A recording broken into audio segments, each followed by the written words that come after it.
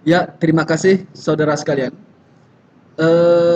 Kesempatan ini saya akan menguraikan mengenai software saya, yaitu software untuk developer perumahan, di mana kasus yang kami tangani mulai dari bagian logistik, mulai dari bagian pemesanan hingga bagian logistik. Oke, kita loading. Ketika tampilan seperti ini, saudara bisa langsung tekan enter, enter, ya. Kemudian saudara login. Di sini saya akan menggunakan bagian manajer umum. Eh, Banyak yang belum diketahui rahasia-rahasia di balik software, di mana masing-masing manajer menganggap atau masing-masing staff menganggap ketika mereka melakukan transaksi tidak ada monitoring dan kontrol yang dilakukan. Akan tetapi sebenarnya ada monitoring dan kontrol yang bisa dilihat, tetapi hanya untuk divisi tertentu. Di sini saya letakkan yaitu pada manajer umum. Login yang digunakan adalah Navi, passwordnya 1. Ya saudara, coba diperhatikan. Apabila manajer umum yang login, maka semua menu manajer akan aktif. Baik itu manajer produksi, akuntan, marketing, dan legal. Kita perhatikan. Apakah yang berada di dalam manajer umum? Oke, bagi saudara-saudara yang posisinya sebagai manajer umum di perusahaan, sepertinya software ini layak untuk saudara gunakan karena ada beberapa menu yang dapat saudara akses tetapi manajer lain tidak bisa mengaksesnya. Oke, kita lihat. Yang pertama adalah data user. Ya, perhatikan. Di sini user-user yang terdaftar pada data inilah yang bisa menggunakan sistem. Artinya, hanya saudaralah yang mempunyai login pada manajer umum yang bisa menambahkan siapa-siapa aja orang-orang yang berhak menggunakan sistem. Saya contohkan satu data saudara. Misalnya ada pergantian manajer produksi. Misalnya manajer produksi lama sudah tidak lagi bekerja, saudara bisa menambahkan loginnya, yaitu klik input, masukkan ID manajernya, misalnya M, atau langsung aja 00009, belum ada ya, kita tekan enter, isikan namanya misalnya Lionel. Oh ya, kita pilih namanya. Nama-nama ini diambil dari nama-nama yang terdaftar pada data karyawan. Ya jelas, artinya ketika ada karyawan baru yang mendaftar, tentu dia namanya akan direkap di data karyawan. Setelah itu baru nanti ditentukan posisi jabatannya sebagai apa.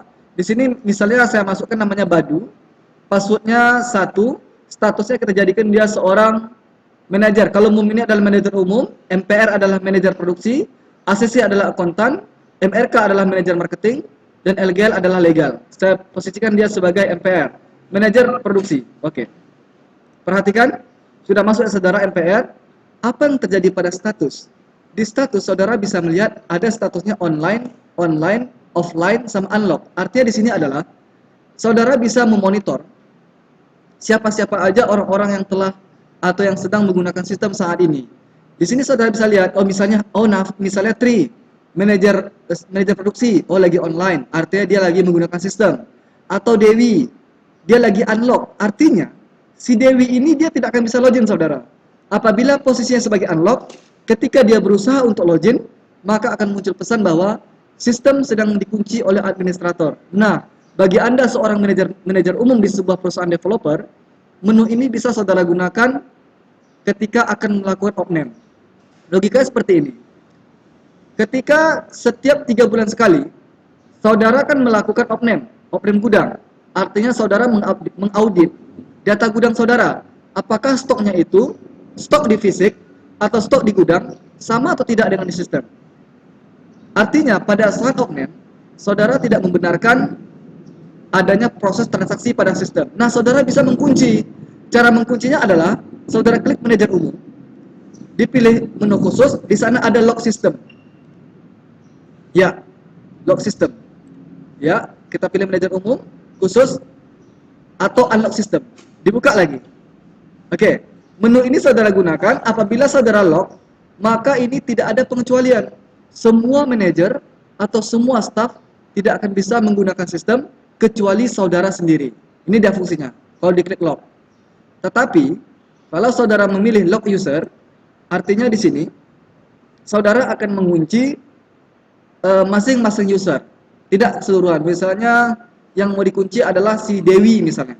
Saudara tinggal mengklik Dewi, kemudian klik lock untuk mengunci, klik unlock untuk membuka. Oke? Ini adalah menu-menu khusus untuk manajer umum.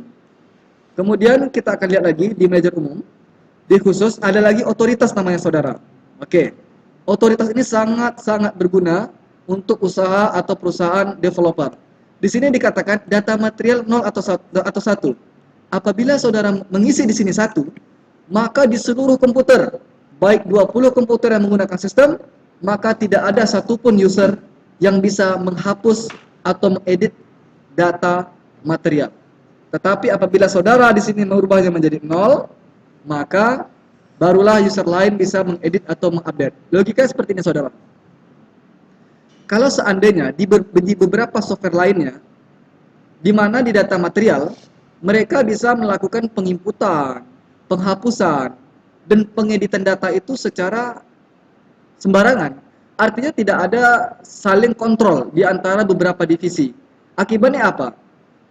Kalau bisa seperti itu, artinya stok gudang saudara dapat dimanipulasi sesuka hati.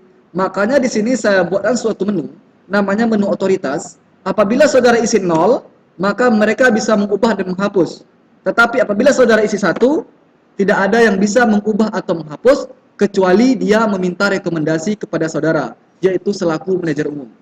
Oke, apa-apa saja yang saya kunci yang tidak bisa diedit atau dihapus? Yang pertama adalah data material, data supplier, data blok rumah, pelunasan supplier, pembayaran angsuran, dan lain sebagainya. Oke saudara, ini adalah contoh-contoh menu-menu khusus yang berada pada manajer umum. Selanjutnya kita lihat lagi. Oke, ada lagi saudara namanya pengumuman. Ya, kita bayangkan misalnya di perusahaan saudara, ada sekitar 10 komputer yang menggunakan sistem. Artinya saudara tinggal mengetikkan pengumuman di sini, maka pengumuman nanti akan terdistribusi ke seluruh komputer. Yaitu pesannya seperti yang tulisan berjalan di bawah ini saudara. Ya, apabila saudara mengetikkan pesan di sini, maka nanti di semua komputer bawahan saudara akan muncul tulisan seperti ini. Misalnya saudara ingin mengatakan besok jam 8 kita meeting atau briefing di ruangan meeting seperti itu. Oke? Ya, ditutup lagi saudara. Kita kembali lagi ke manajer umum. Apa ajakah menu selanjutnya? Ya, di sini juga ada namanya data control. Coba perlu saya perhatikan. Sekali lagi, coba Anda yang selaku manajer umum di sebuah perusahaan, kita perhatikan sekali lagi data control. Di sini ada katanya stok material edit atau dihapus. Nah, ini dia langkah kedua. Semua ini sudah saya pikirkan saudara. Yang pertama tadi adalah kita mengunci bagaimana divisi material, bagaimana divisi produksi tidak bisa mengedit dan menghapus data sembarangan. Masalahnya adalah bagaimana kalau seandainya password manajer umum diketahui oleh manajer produksi? Ya, saudara ya. Sedangkan password email aja, password Facebook aja banyak orang yang kecolongan. Banyak kecolongan, kadang-kadang saudara tidak sadar login, ternyata mereka bisa mengintip, seperti itu. Atau nanti manajer produksi itu juga bisa mengedit, tetapi kontrol nggak ada, kita perhatikan. Logika kenapa saya membuat seperti ini adalah, yang saya bayangkan adalah apabila password saudara selaku manajer umum diketahui oleh bawahan Anda, maka kita tenang. Masih ada lapisan kedua. Tadi itu lapisan pertama saudara. Lapisan pertama berupa penguncian, lapisan kedua adalah ini dia. Stok material diedit dan dihapus. Coba saudara perhatikan. Pada tanggal 29 September 2014, nama materialnya semen, dihapus oleh Tri, diedit oleh Tri. Oke, apa yang terjadi? Bukankah ini yang Anda butuhkan di sebuah perusahaan? Ketika ada salah satu divisi Anda yang menghapus atau mengedit data, maka akan terekam secara otomatis oleh sistem kita. Kalau seperti ini, berarti nanti Anda tinggal panggil aja. Anda boleh tanyakan dua. Dari mana Anda bisa menghapus data ini dan kenapa Anda hapus? Oke? Ini adalah lapisan kedua untuk sistem OCV yang saya ciptakan. Artinya, Anda tidak perlu khawatir password Anda diketahui orang. Yang penting siapapun yang menghapus, siapapun yang mengedit data atau transaksi, data-data mereka akan tercantum dan bisa Anda kontrol pada menu manajer umum, pilih data kontrol. Oke, saudara. Kemudian kita lihat perbedaan harga beli material. Ya, kita lihat. Apa guna perbedaan harga beli material? Nah, logika saya ciptakan seperti ini adalah seperti ini. Perhatikan saudara. Misalkan saudara memiliki bagian purchasing namanya. Di beberapa perusahaan ada namanya purchasing. Artinya adalah karyawan saudara yang melakukan order barang ke supplier. Kita kan sudah mempunyai harga baku. Tadi sudah kita katakan adalah semen padat itu harganya saudara 50.000. Kalau seandainya nanti ada penginputan di sistem kita, harganya lebih dari 50.000, data tetap tersimpan. Karena asumsi kita tersimpan, mungkin aja harga itu naik. Karena dolar naik, karena inflasi, atau karena apapun. Tetapi, bisa aja harga itu naik karena kong-kalingkong antara purchasing Anda dengan supplier. Anda tidak percaya? Seperti ini logikanya. Oke. Kasus seperti ini sering saya jumpai di beberapa tempat yang saya buatkan sistem. Ceritanya seperti ini. Purchasing atau bagian logistik memesan barang kepada supplier A, di mana supplier A juga mempunyai sales. Artinya di sini terjadi transaksi antara purchasing saudara dengan sales supplier A. Sales supplier A mengambil semen dari tokonya seharga 50.000. Kemudian sebelum barang sampai ke purchasing Anda, ke perusahaan Anda, antara purchasing dengan sales mereka terjadi negosiasi. Dari supplier menaikkan harga sebesar 70.000, begitu juga dengan purchasing Anda. Artinya ada dua faktor. Kalaupun satu faktor itu telah berubah harga. Contoh, satu sak semen harga diambil dari suppliernya adalah 50.000, tetapi sales supplier mencantumkan harga menjadi 70.000. Andaikan perusahaan Anda membeli 100 sak semen, nggak usah jauh-jauh lah, 10 sak semen, 10 sak semen. Artinya faktur sebenarnya dari supplier adalah 500.000. Tetapi di perjalanan ada kong-kalingkong antara purchasing Anda dengan supplier, harga menjadi 70.000, maka di faktur adalah 70.000. Kemudian sales dari supplier akan membelikan faktur 70.000 ke purchasing. Oke? Purchasing saudara akan membawa faktur 70.000 tadi, yang total itu 700.000 ke bagian pembayaran saudara, itu bagian akuntan. Ketika sampai di akuntan tentu melakukan pembayaran berdasarkan faktur, yaitu senilai 700.000. Kemudian purchasing Anda membawa lagi uang 700.000. Mereka ketemu lagi dengan sales. Akibatnya apa? Ada selisih harga sebesar 200.000. 200.000 inilah yang dibagi antara purchasing dengan sales. Sedangkan 500.000 harga tadi akan dibayar ke supplier. Coba saudara bayangkan, itu baru 10 sak semen, Anda sudah kecolongan sebesar 200.000. Oke?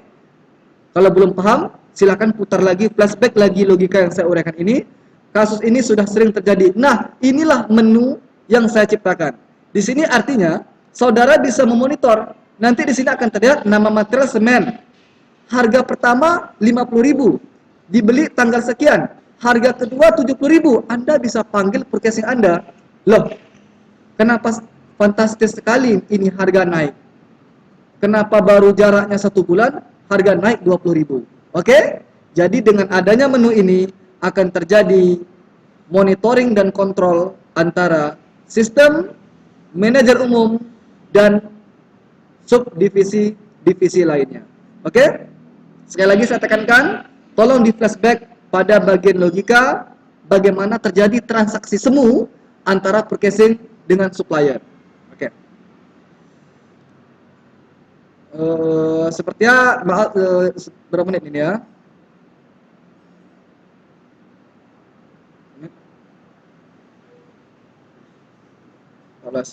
Oke. Sepertinya untuk manajer umum saya kira seperti ini dulu menu-menu khususnya. Sekali lagi saya tekankan, menu-menu yang saya